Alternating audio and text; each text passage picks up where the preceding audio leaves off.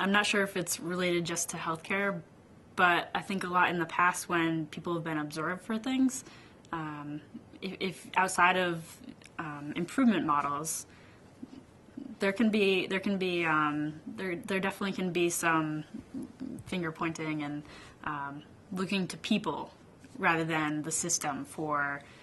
things that are going wrong or things that aren't as efficient as possible or effective as possible or the quality isn't as good. And so using and introducing the model into the improvement model into organizations allows you to shift the focus and the lens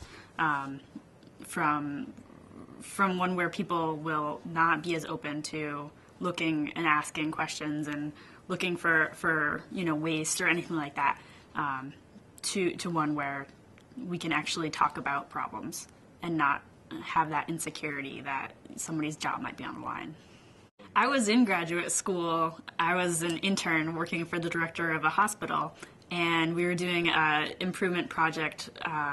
having to do with emergency room wait times. And so I was going around observing everybody from the physicians to and the head of the department to the clerical staff, and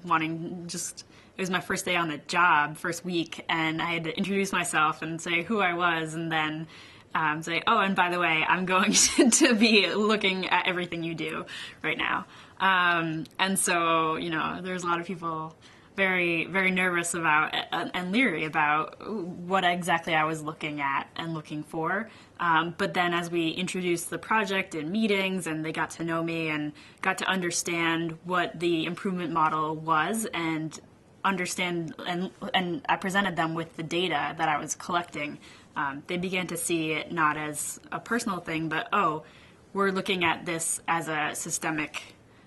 project and a systemic problem, and then we're going to analyze all the root effects, but we're going to use this data. And so it was very helpful in kind of creating a culture of improvement, of looking at things and making observations about all the work that's done for improvement rather than for blame or finger pointing.